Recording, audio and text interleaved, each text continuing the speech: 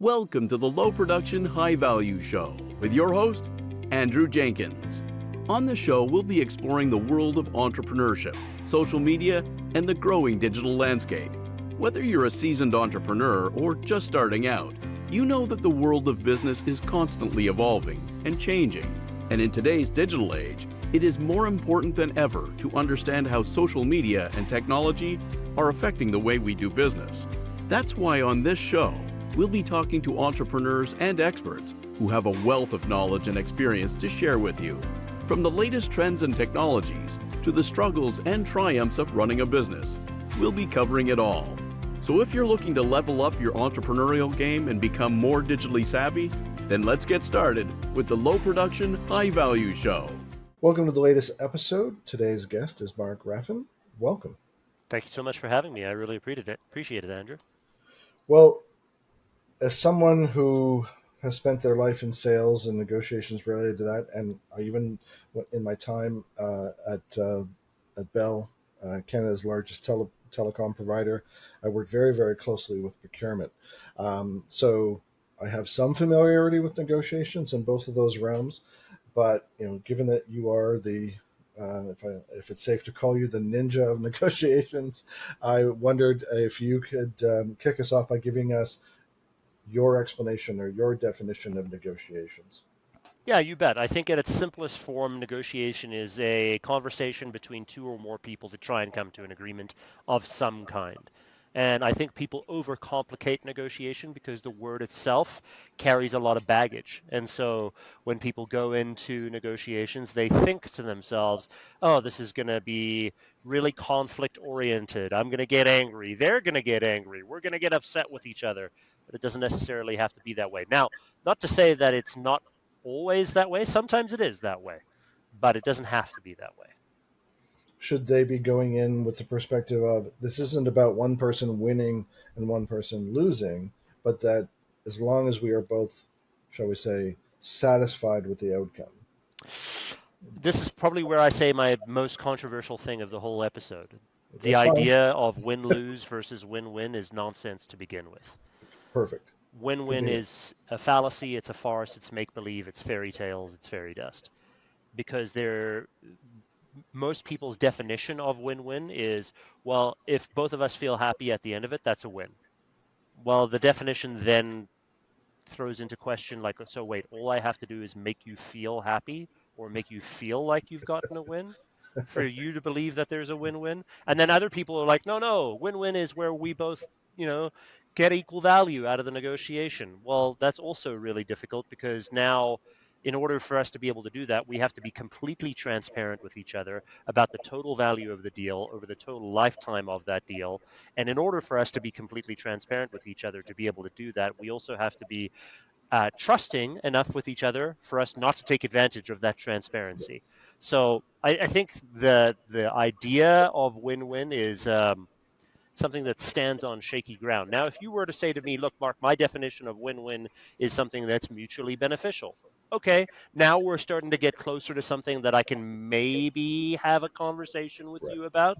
But again, it's the idea of like, well, how do I determine what's beneficial for you? If you tell me, but how do I know if you're not lying? Right? And so I think goal-based negotiation is the way that we like to think about negotiation. We have a set of objectives, we have a set of goals that we want to achieve prior to going into the negotiation, and we have a range of acceptable outcomes on each of those goals. We call those goals and then success drivers. And if we hit those, we've been successful. By the nature of us having a conversation, you're interested in doing a deal in the first place. Otherwise, we wouldn't be having a conversation. And if you sign in the contract, then by default, you are satisfied. If you weren't Right. satisfied, you wouldn't have signed. Well, it's you're bringing back memories. I sold cars to pay my way through university, Fantastic. and there was a line in the industry that said, "How do you know when a customer's lying? It's when their lips move." Uh, and so there was already this, and I would say to people on the flip side, people come into a car dealership and they're already, if they have their backup, they're already reluctant, they're already distrustful, and you're trying to convince them to make the second largest financial transaction of their life in the span of a couple hours when they've never met you before. That's right. And even if you show them dealer invoice and say, do you want to work down from retail or up from cost? And because there's this already inherent distrust, both of you are starting from a position of, who's going to give first? And and so now things are quite different because of, I'll use your word, transparency in the industry. People now go in, they know how much the dealer paid for it, they know what incentives are available, they can get pre-approved for a lease or a car loan, and they can come in and go, I want that one in blue, and here's what I've been pre-approved for, kind of yes or no. Yeah. I'm really oversimplifying, but I think it comes down, and I'm wondering about your take on this. If you sort of add to transparency, transparency is also based on the disclosure of information. So, is it the person with the most information most likely to win, or where does information play a role? Data is your friend. Information is your friend. The more data you have, the better decisions you're going to make and the better negotiation outcome you're generally going to have. So the more information you have, generally the better. That being said, there is such a thing as um, analysis paralysis, right? Like you have so much information that you can't make a good decision. And I think that's the role of a good salesperson is they help you to make a good decision. Most likely you have all of the information you need to make a great decision, but how you use, sort, and then model that information to help you make a great decision is the job of a great salesperson. Well, that um, makes me think of some of the content on your website about persuasion, Hmm. persuasion, influence. In a sense, almost preparing for a negotiation. That the better you are as a salesperson to inform, Mm-hmm. one builds rapport and trust. Gives if you're educating them and informing them in a different way than perhaps your competition is, one would hope that that would weigh in your favor. I'm just wondering, kind of going from dissemination of information to education to persuasion. What's your take on that? Yeah, I mean, fundamentally, you have to find out. Number one, you have to decide what you want, right? So if you and I are going into a deal with each other, I have to decide, okay, what do I want out of this deal?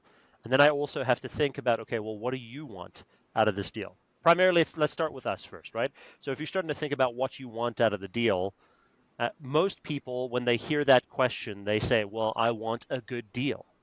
To which my response is, yeah, obviously you want a good deal. Yet Everyone no one goes in wanting a bad deal. So obviously you want a good deal. But what I'm asking you is what makes up a good deal for you, right? What are the different parameters that determine success as a quote unquote good deal? Does it mean that you want to make more money? Does it mean you want to reduce risk? Does it mean you want to sell more volume? Does it mean you want to have control of the operations? It could mean a number of different things in the deal that you're going into, but there are different things that make up the quote unquote good deal for you. And by the way, that's different for every organization that you go into. So Yeah. that you got to focus on that. Nobody walks into something and says, "Take advantage of me." Right. Yeah, no one does that. Unfortunately, a lot of people find themselves in situations where they are being taken advantage of because they haven't even defined what a good deal is for them. So let's flip it. For those of you that are listening right now thinking, well, I don't know what a good deal is for me. If you had to come to me and say, well, I got a great deal on this, and I said, prove it. Could you prove it? Could you show me why it was a good deal for you?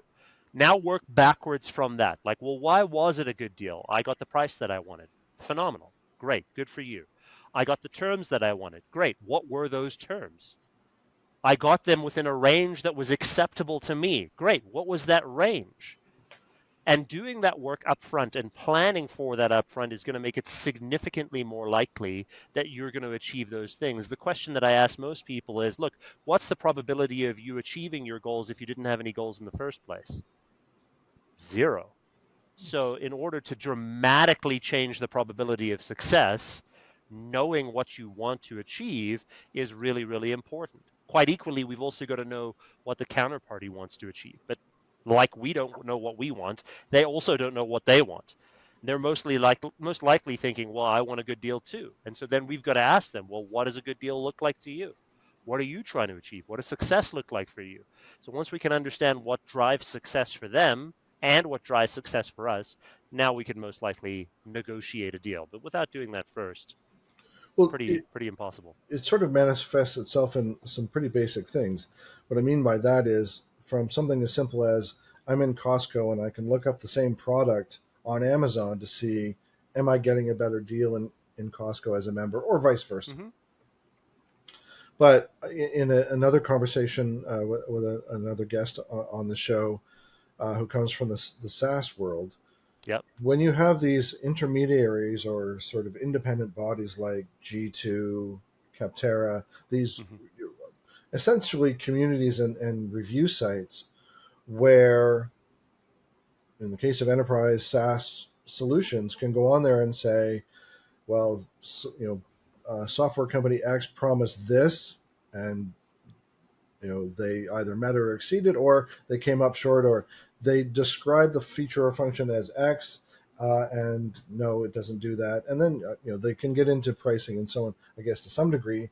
But some of those vendors are getting smart and saying, when you sign a contract with us, you can't disclose pricing. But still, that doesn't stop the community from talking about their experience That's with right. that vendor, and that can I'm assuming that can inform and influence the negotiation experience too.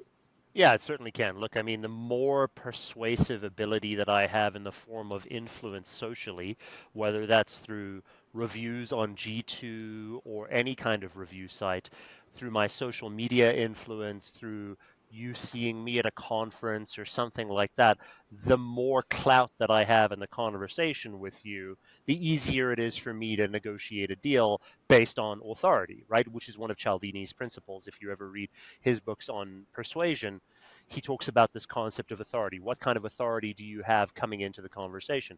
And quite frankly, it's a big part of your ability to persuade others. If you don't have the authority to be able to do that, your persuasive ability gets dramatically Yeah. reduced.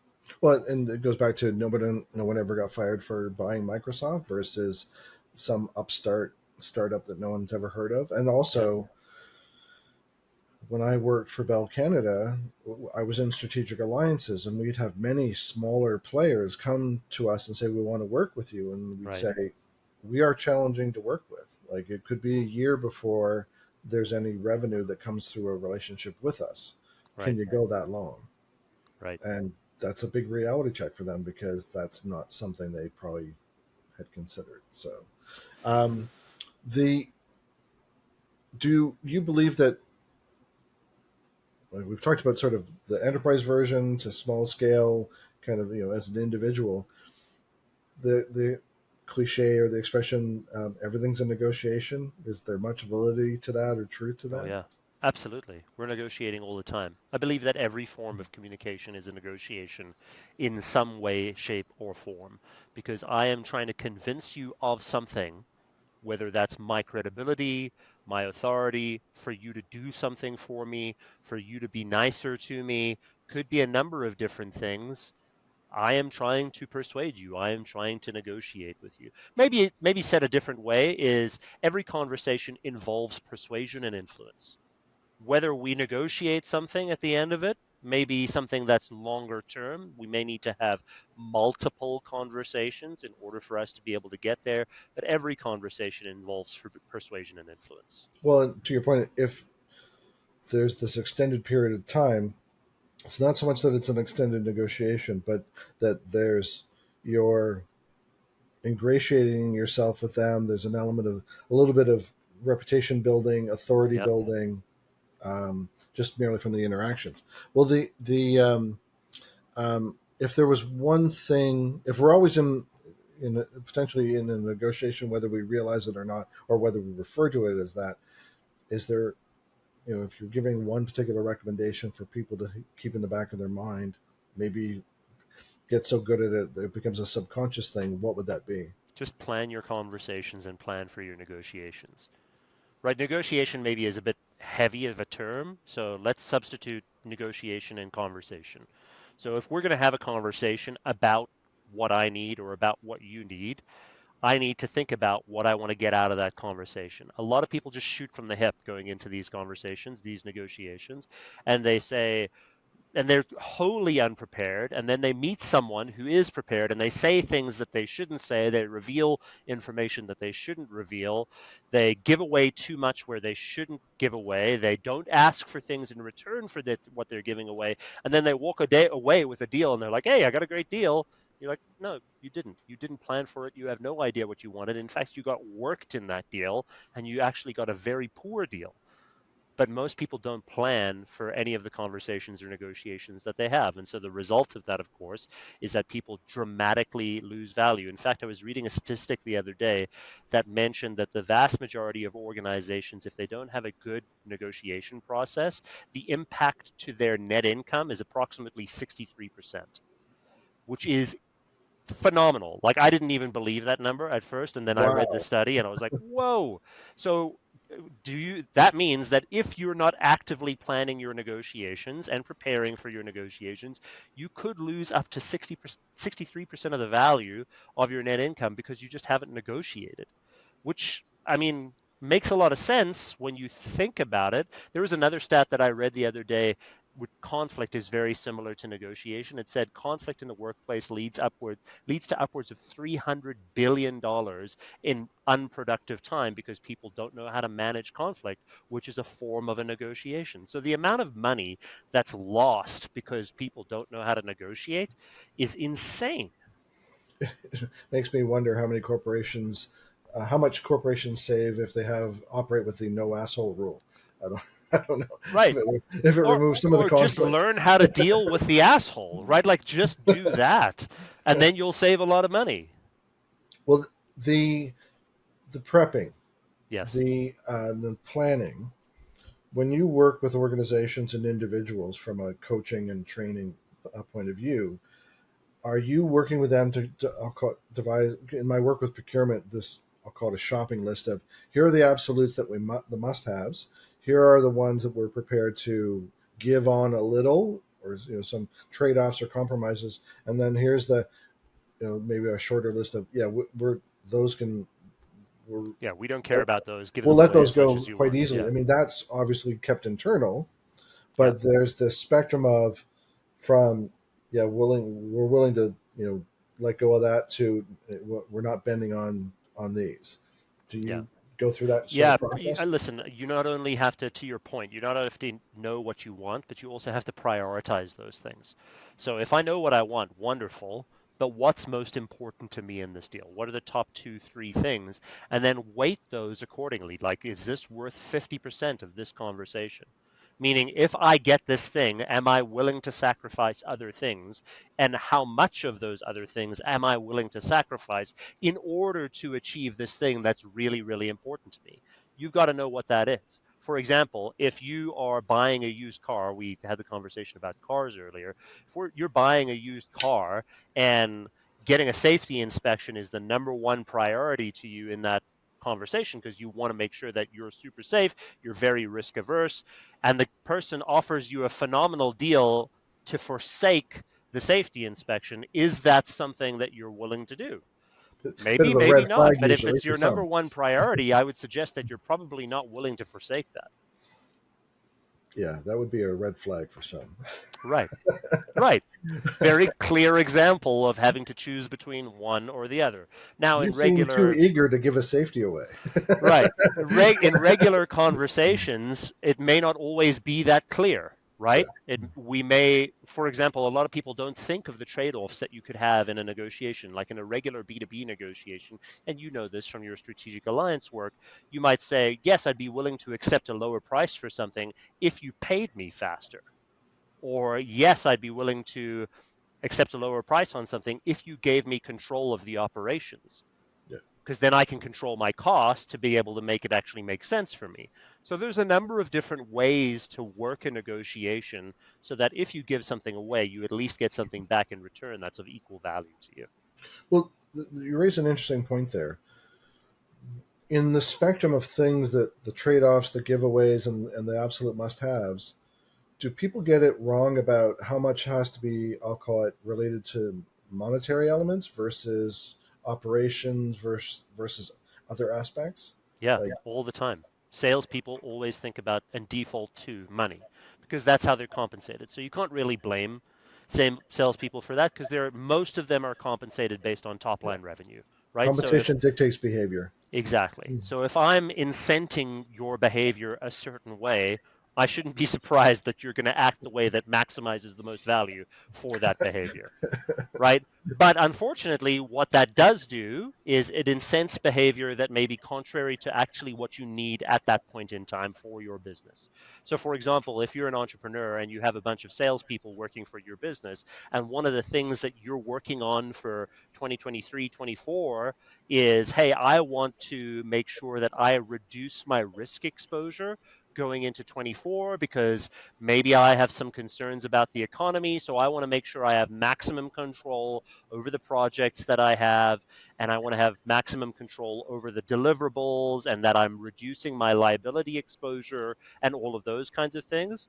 But then a salesperson comes in with a phenomenal deal that generates massive revenue, but now all of the liability is on you.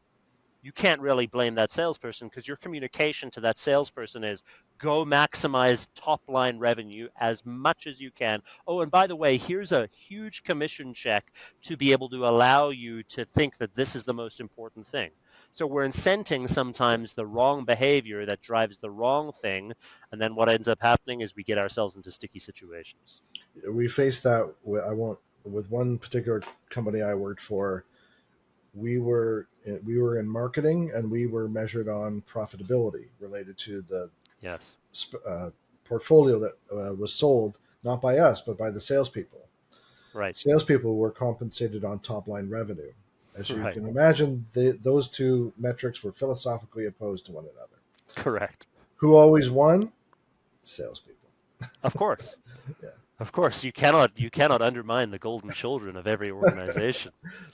They keep the lights on, people. Yes, they do. They But for do. how long if we're not profitable? That's the question. Yeah, we maximized revenue, but it's going to cost us twice as much as it usually does. Yeah. Oh no. We lose $1 on everything we sell, but we make it up in the volume. That's right. The well, we touched on this sort of before, but um, about the hostile negotiations versus civil, or Yep. um, you know, normal or free of animosity. But what advice would you be giving to people to navigate that, depending on where the negotiation falls in terms of temperament? Call out bad behavior.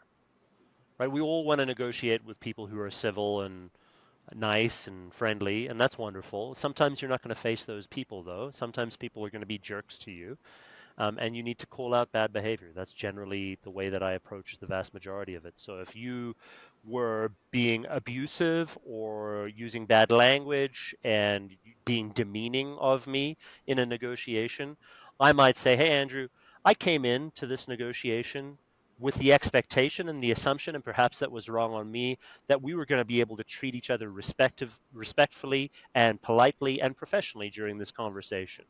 I've observed that I've received some messages from you that may not necessarily be in line with that expectation. Perhaps I've read this wrong, but that's not the vibe that I'm getting from you. Could you maybe expand on sort of your approach here, and maybe we should shift our understanding of this and move forward in a different way? Usually whenever you say something to that effect, the person on the other side either, number one, didn't realize that they were being that way, which Mhm. sometimes happens because they have a default negotiation approach that they generally use, and it's to be a dick, and so they just do that, and they're like, oh shit, I'm sorry, I didn't realize that was happening. Or number two, they know very well what they're doing, and you've called out their bad behavior. Now they're going to get all sheepish. Or number three, they're going to get really, really angry. And at that point, you say, listen, at this point in time, it doesn't make sense for us to continue the Yeah. conversation. And then you go and escalate. Obviously, this is no longer productive. Right. Perhaps we should take a break, or perhaps maybe we should end things here. But beyond calling it out, is there any other advice that you would give to someone to improve their negotiation experience for the better? And now, a word from our sponsor. Social media has become an imperative for almost every business. Discover how to successfully implement an effective social media strategy that is supported and integrated throughout every part of your organization with this essential book from our host, Andrew Jenkins. Social Media Marketing for Business, Scaling an Integrated Social Media Strategy Across Your Organization, is now available from Amazon or koganpage.com.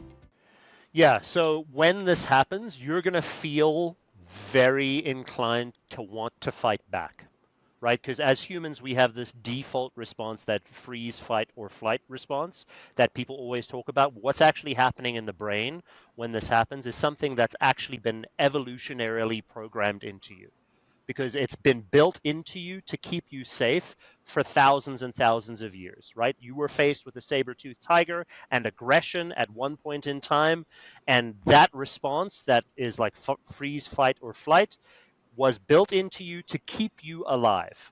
Unfortunately, or fortunately, you don't have to face saber-toothed tigers anymore, but you do have to face a level of aggression that still triggers that response in you. And your amygdala, which is the least evolved part of your brain, is firing signals into your body that says, hey, this is stressful. Respond accordingly. And when you do that, you start to get really frustrated and upset, and it's very easy to fall into a response of fight in that kind of a situation, or freeze or flight. What I would recommend for the vast majority of people is just to pause and breathe in that moment. That is the single most important thing that you can do. It sounds like really simple instructions, but it's really difficult to implement in the heat and the emotion of the moment. So when you get there, just breathe through it, take a pause. Even if it's like up to a full minute or 2 minutes, as much time as you need, or just say, hey, I need to take a moment to rethink my approach here, and take time if you need to take time. Because what you may not have considered going into that negotiation is, what are my trigger points in the negotiation where I'm going to get flustered and frustrated or angry?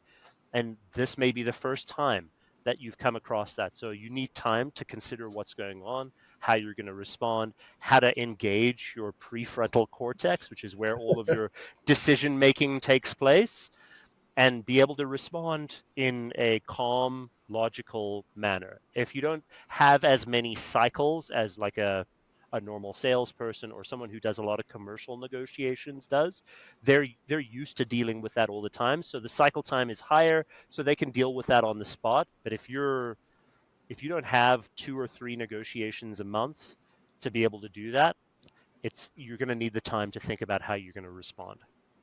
Well, it makes me think of the Kenny Rogers, the gambler analogy of, no one Right. hold them, fold them, or walk away. But which leads me to this idea for those who are less familiar with negotiations than related terminology. We took negotiations during my MBA, and we talked about the BATNA, the Mm-hmm. best alternative to a negotiated agreement. And so, with the people and companies that you work with, do you talk about what walking away might look like, or what they Yeah. should be considering as a possible option or alternative? Just like, you know what, if you walked away, what would happen? Yeah. And by the way, I'm not suggesting that just because it becomes conflict oriented, you should walk away. There's a No, lot of I'm great, not yeah, yeah. implying that. Just There's a as lot of great deals to be had that are conflict oriented, and if you can work through them, you get a really good deal. But let's just say, for the sake of argument, we can't come to an agreement of some kind.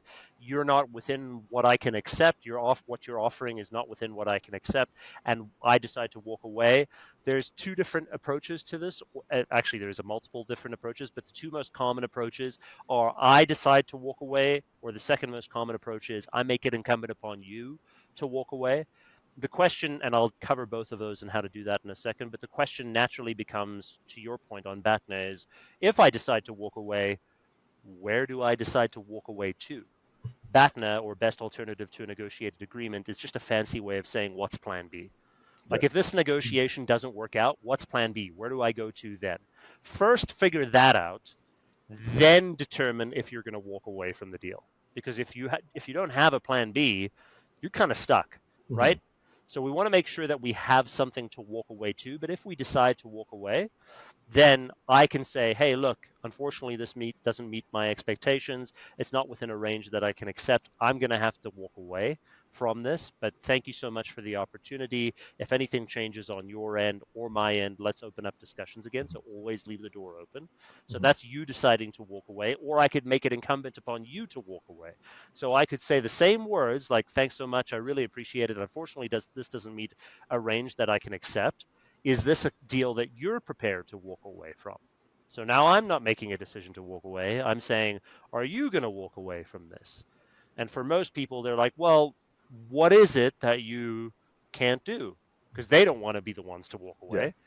So they're going to say, what is it that you can't do? And now you're opening up discussions again. Mhm. But if they do decide to walk away, then you say, totally understand. Business is business. You can't make a deal that doesn't make sense for you. I get that.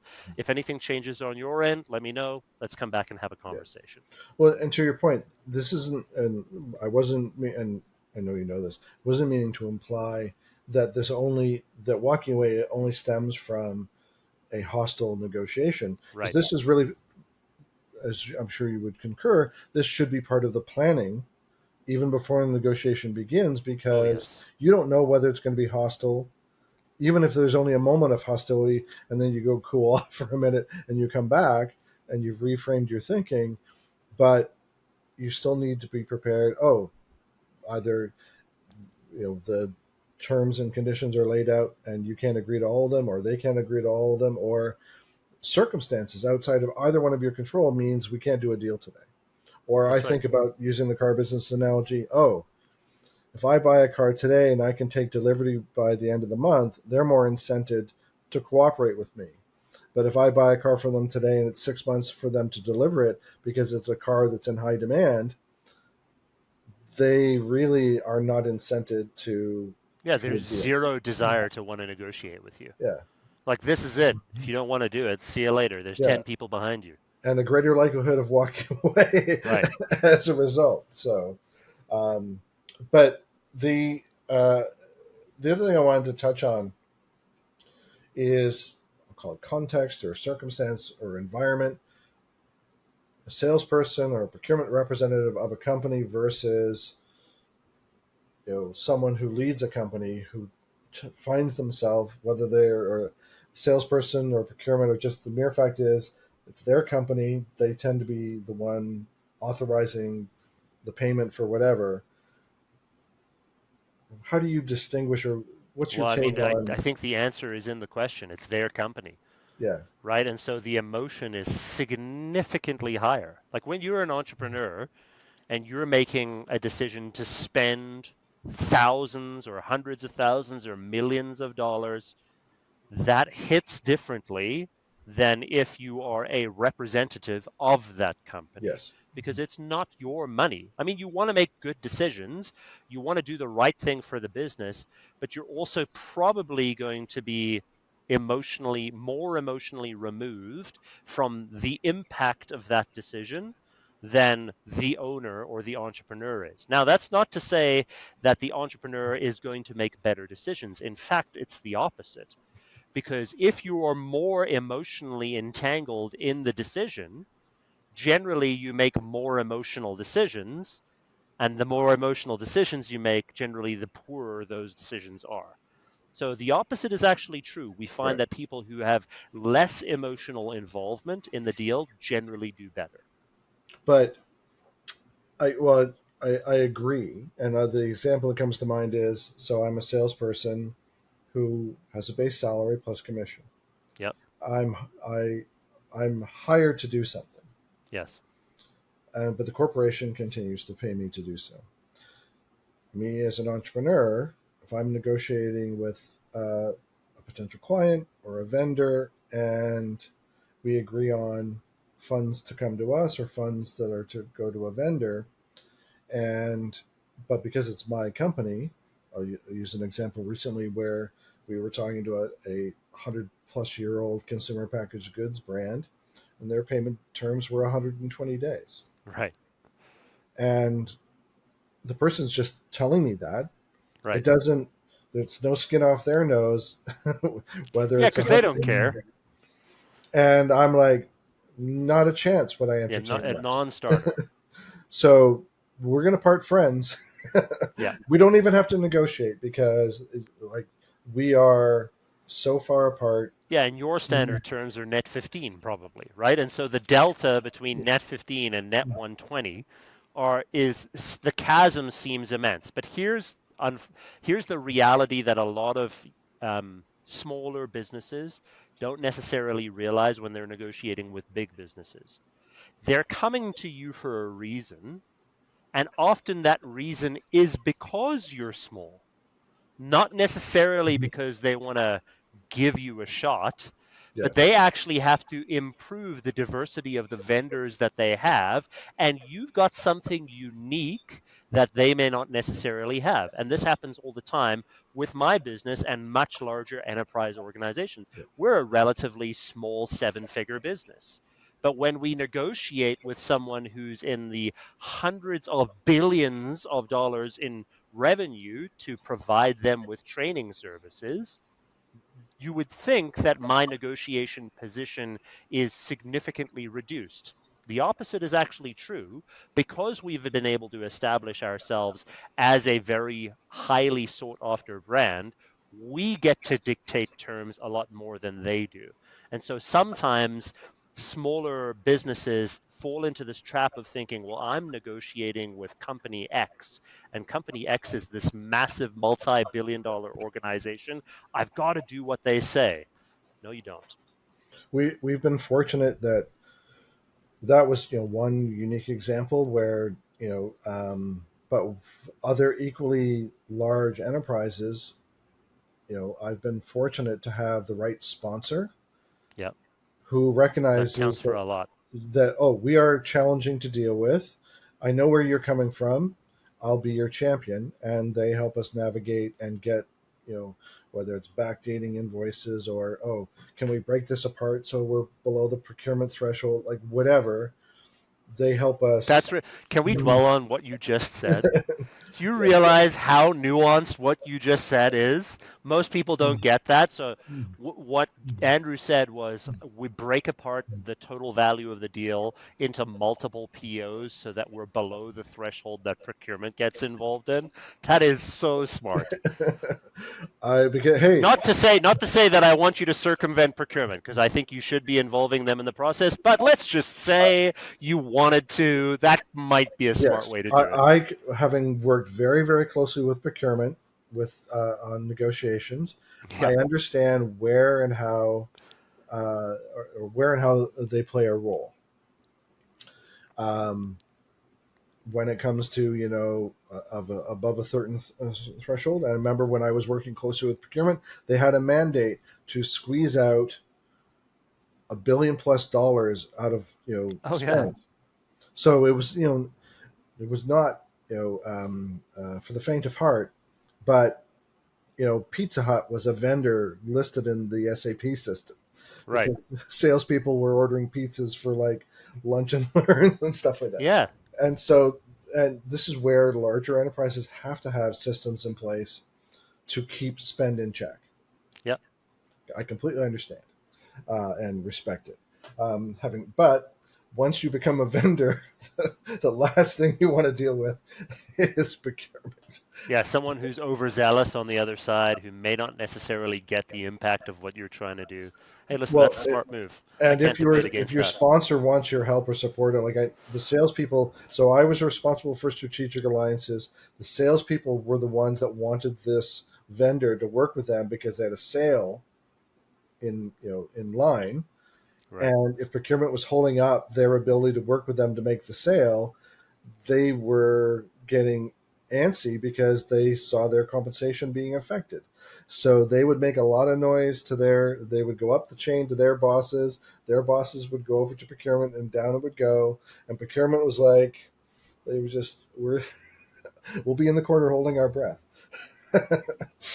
And I'm not here to slag procurement. No, neither am I. I'm a former procurement guy. Yeah, they have their job to do, which is to control spend, and to garner savings and to represent, the profitability to some degree of the company. So they were doing their job, and I'm I am forever grateful for the exposure that I had to that side of the business, where because it wouldn't have happened otherwise.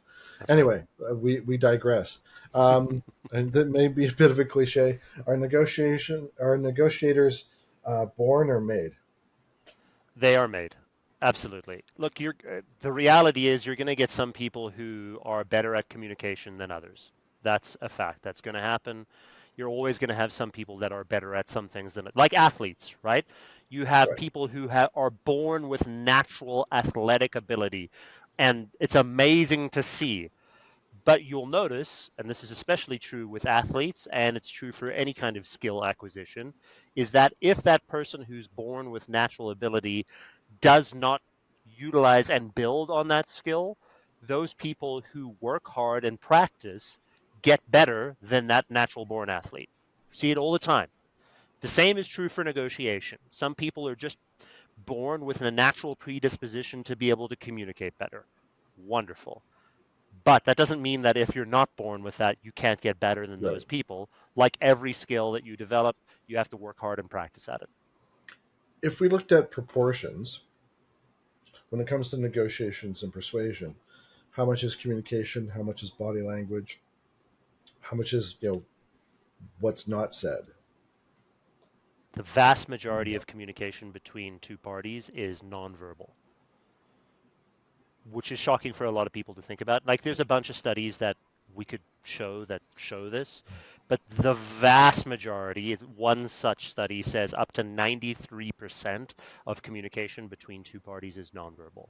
Now, that study has since been disproved in terms of the percentages, but directionally, still, the other studies also confirm that the percentage of communication between two people is still mostly nonverbal.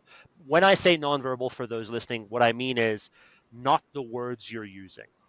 So, how you Mm. show up, your body language, your presentation, your tone of voice, how you say the things that you say, all of those things, how you dress, all of those things are more important than the actual words that you're saying. Because, and you may have heard this from a partner at home or someone that you were in a relationship with, or even a brother or sister. You may have heard, it's not what you said, it's how you said it. And if you haven't heard that, you're a liar, because we've all heard that before. And Yeah. that's true. It hits because it's true. How you say something and how you show up is more important than what you say. So choose your words carefully, yes, but also choose how you say those things very carefully. Yeah. It Same thing as when you see text in an email or a Slack message or a text message and you misinterpret the tone because the person isn't there Yeah, to say it with the accompanying expression for you to know, right. oh, they meant it sarcastically or with humor or with love and kindness or with a tremendous amount of anger. Yeah, there's an incredible Key and Peele skit on this, like a comedy skit, where one person sends another person a text that says, "Hey, you want to go?" And the other person interprets that as like, "You want to fight?" And the other person's like, "Oh, I'll go all day." And then the other person receives that message and is like, "Oh, wonderful, that sounds great. Let's go right now." And text, "Let's go right now," back to that person. And the other person's like, "Oh, it's on." And then they start like thinking that the one guy thinks they're in a fight and the other person thinks they're going out to an event together, and there's this complete miscommunication because there is no context in the text, right? There's no tone, there's no um, pitch, there's no pace, there's Yeah. no volume. It's just text. And we all fall into that terrible habit of default. Oh, I'll just send an email, Right. and and then you have to think twice about the tone and choosing your words wisely. So you've removed all as much of the risk of tone misinterpretation as possible. That's But right. what we're talking about here leads me to this idea of the don't interrupt the close. Yes. Ask a particular question or whatever, or like you know, test the Sandler method of early contract. Don't interrupt it. And so, what's your take on that sort of ask something and then sit quietly and don't I'm a interrupt believer in yourself? it. I think it's a great idea. Don't screw it up. Just ask the question. The person's not stupid. They don't have to hear you explain the question. Just ask the question, will you do this? And then you wait and hear a response. Don't say, well, the reason I'm asking you whether you'll do this or not is because I want to find out, blah, blah, blah, blah, blah, blah, blah. Like that nonsense. Just ask the question. That leads me to this question. You have a background in both sales and procurement. Mm-hmm. Which would you say influenced your approach to negotiations the most? Procurement. Or procurement? Procurement by far. Yeah. Salespeople are really good at getting the conversation to the point of negotiation, Okay. right?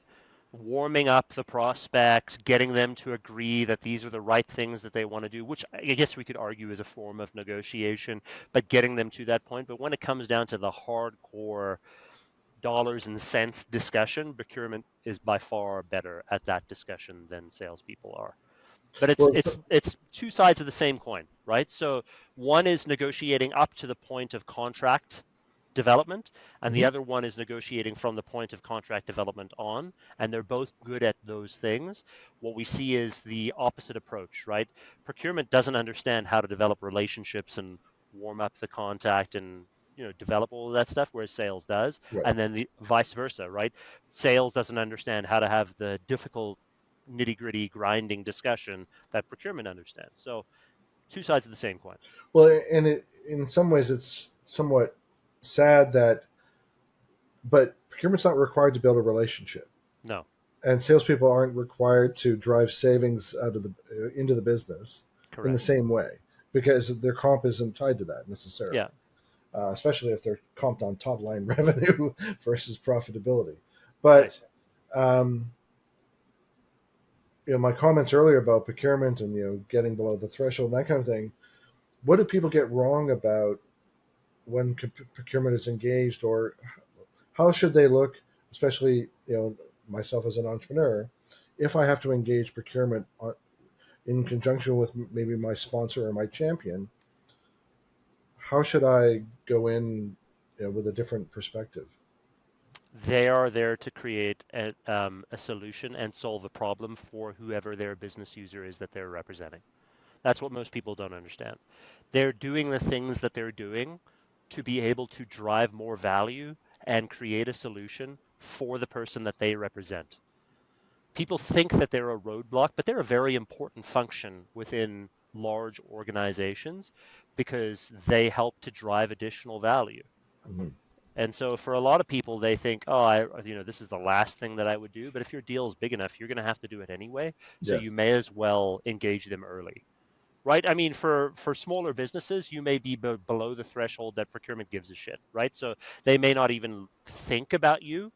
But if you're getting deals that are in the hundreds of thousands or millions of dollars, you're going to have to do it anyway. Yeah. So it's better to engage them early so that you can take them along the journey with you so that they're a part of the process of value building, so that they're a part of Mhm. the process where you show ROI, so that they're a part of all of those things. Because if they're not, they're going to come in at the end, which is unfortunately where most people, procurement people, are brought in.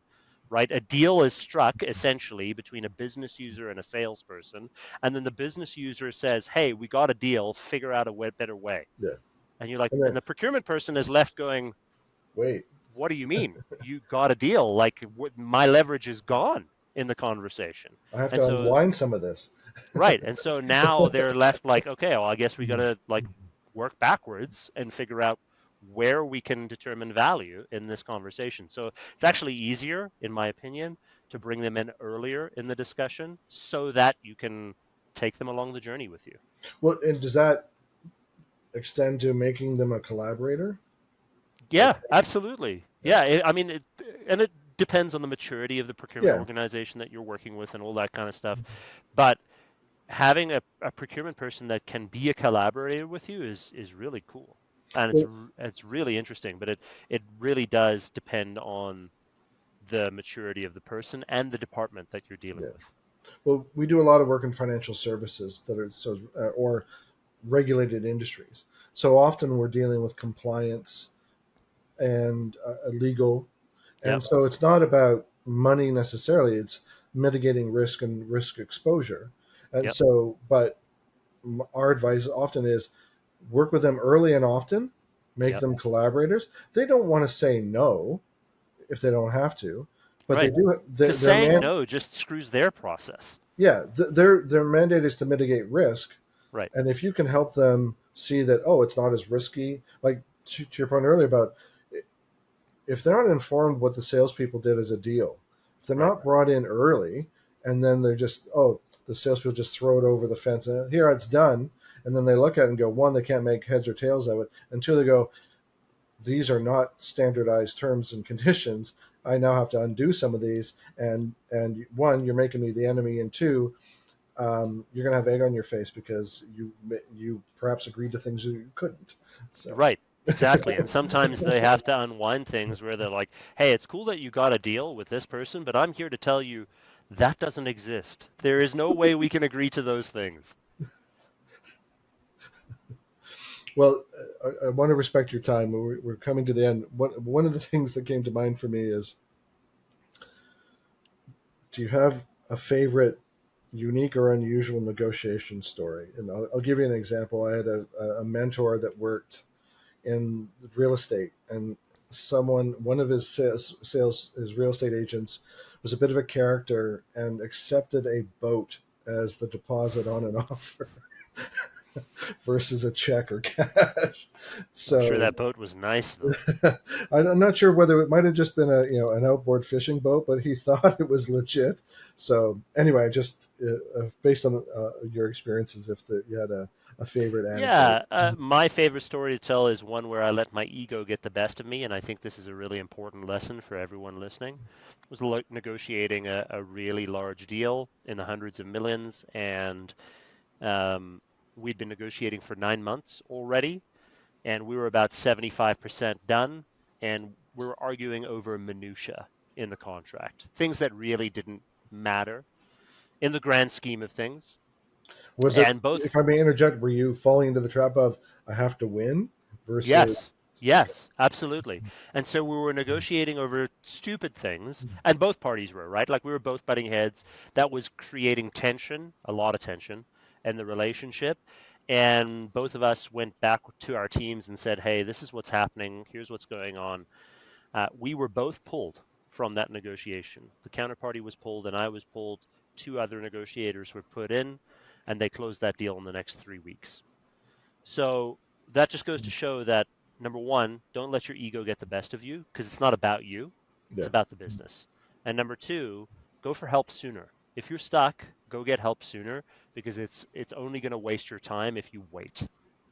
Well, and does that also speak to a bit of, and this is not a criticism, like I'll call it maybe some self-awareness. I mean, you have that experience has made you more self-aware Oh about yeah. Oh when yeah, to listen, failure is a big teacher. pause, take a beat, take a breath, step away for a bit, maybe call out the other person, not call them out as they're not the sole problem. Like, hey, I think we're getting in an area we don't want to be in. Yeah, and it was both of us that came to that conclusion. We're like, this is taking too long. Like, we can't keep doing this. We need to go figure something out. It was good. Yeah, failure is a good. Everyone talks about like, oh, you didn't fail, you learned. Like that's nonsense. We failed, and that failure needs to be crystallized into like, oh, I will never make that mistake again. I think failure is a great teacher. That's for sure, and I think that's a great place for us to leave it. So, listen, thank you so much for your time today. Thank you for joining us on this episode of the Low Production High Value Show. Be sure to give us a rating and subscribe to make sure you never miss an episode. Don't forget to check out Volterra at volterradigital.com to learn more about how they can support your social media marketing.